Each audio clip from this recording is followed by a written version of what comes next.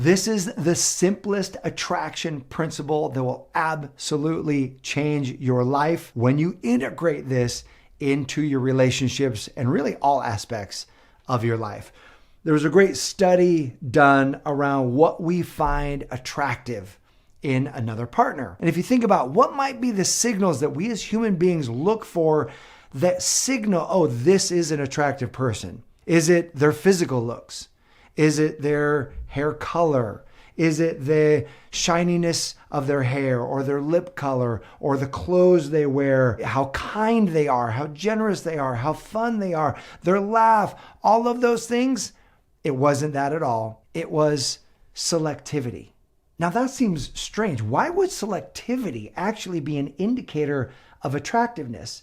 Well, here's why. Because people who have options are able to be selective. In other words, when you're highly desired by lots of people, you've got lots of options. When you have lots of options, then you're able to be selective. And when you're highly desired by lots of people, it's social proof. So other people think, well, if a lot of people like this person, then I should like this person as well. It's a subconscious signal of high value. It's a subconscious signal of attraction. Now, here's the cool part. You don't have to have a ton of people knocking down your door to actually embody the version of yourself that is in high demand. The version of yourself who does have a lot of options.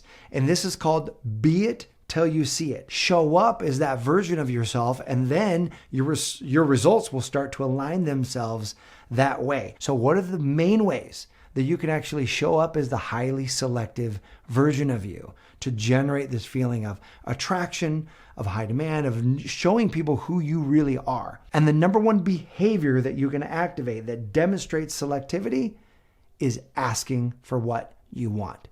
It's to ask, because it's the individual who asks that knows their worth. It's the individual who asks for what they want. They're clear about what they want in life, and that clarity is attractive. It's the person who asks for what they want. They're not coming from scarcity of like, oh, I hope I don't offend this person and I chase them off, and they're not just wanting breadcrumbs. No, the person who asks for what they want are actually asking for, do you match what I want or not? Because it's okay if you don't, because I'm selective. I'm only wanting the person who is a match for the kind of life that I'm creating. A couple weeks ago, we were doing a live event. And I went into the studio room, and we've got our director and our switcher and the audio people. And it was day 5 of a 6-day event. So we were grinding. And I was like, all right, you guys, what would it take for this to be the best day yet, for you to absolutely bring your best? And Lily, who's our switcher, who does all the Zoom pinning in the rooms, without missing a beat, looks at me and goes, tacos. It made me laugh so much. I mean, I'm thinking like, it takes focus. It's going to take us bringing our best, being grateful for the day, whatever it was. She looked at me and she was like, tacos. And I was like, you know what? I think we can make that happen for you. We brought in tacos. And what I loved about it is Lily knew what she wanted. And there was a part of that was so satisfying. Because you got to remember, men, we are driven up for mission mode. We love to accomplish the mission. We love to hit the goal. So you want to show selectivity. You want to show high attraction. Know what you want and ask for it. This includes even if you're on a first date, asking your date what they want for their love life. Asking, not being afraid to find out. Are they clear what they want? Do they have a direction? This includes when somebody invites you on a date. They want you to drive all the way across town, or invites you to do something that you're just not interested in. Ask for them to meet you halfway. Ask for them to come to your side of town. Ask for the kind of date that you want, and be clear in that request, and you will activate that man's mission mode, and you will show that you're selective. Like, he's either going to rise to the challenge or not. Now, we can do it in a nice way, in a loving way. It doesn't have to be demanding and my way or the highway, but you say, hey, here's the experience that I would love to co-create together. I've coached a lot of women they're dating a guy for several months or maybe even longer. One woman, it was 8 months, and she hadn't yet asked him if he wants to be in a committed relationship with this man. Ask what his intention is. You cannot scare off a guy who wants a relationship with you by asking if he wants a relationship with you. Who will you scare off?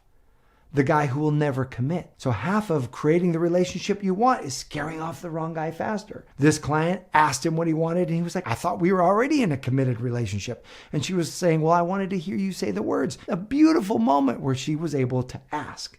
That creates selectivity.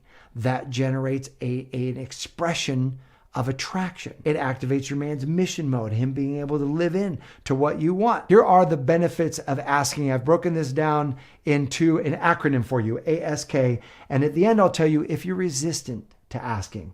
I'm going to share with you a principle that can help you melt any resistance that you have. Here's the benefits. The A of asking acknowledges your worth. When you ask for what you want, you not only demonstrate to the other person that you own your own self-worth, you demonstrate to your own subconscious mind that you are worthy of the things that you want, and your own self-esteem increases. The S is sets the mission.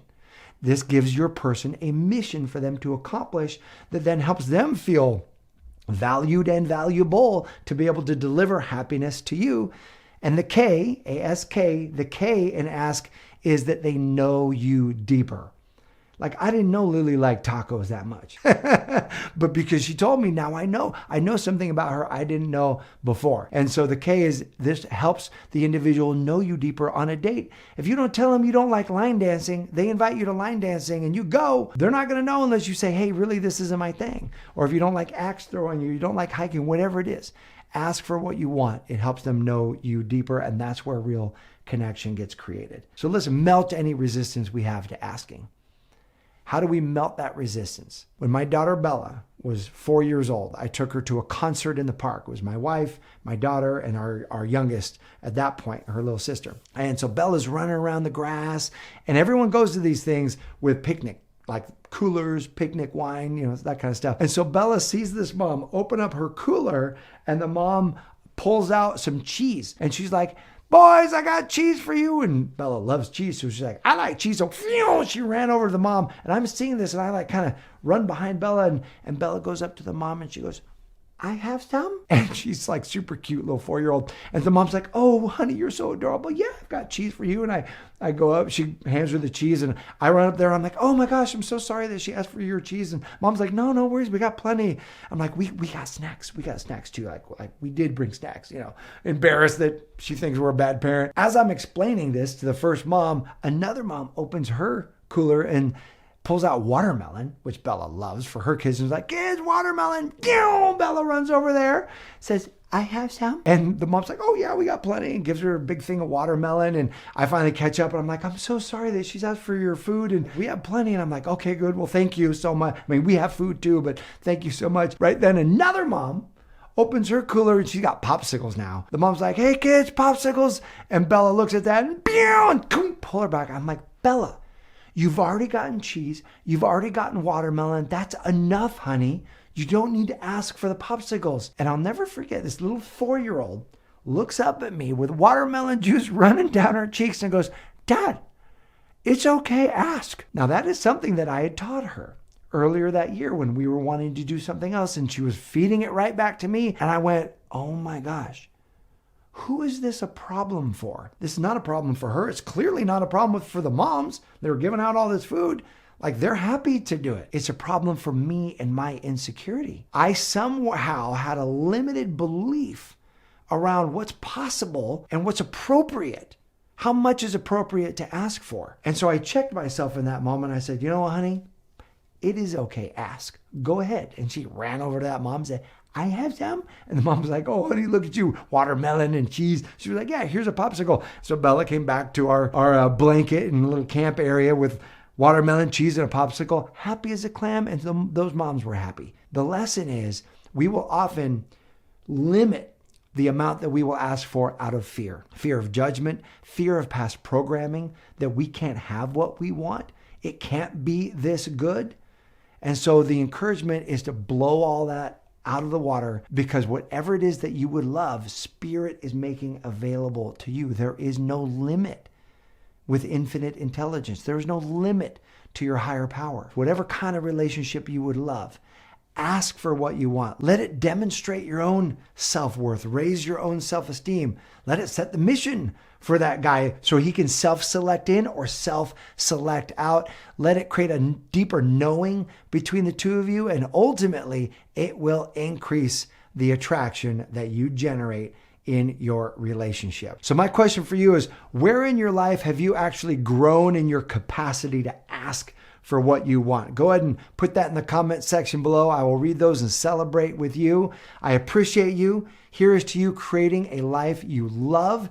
Thanks so much for watching, and I'll see you soon.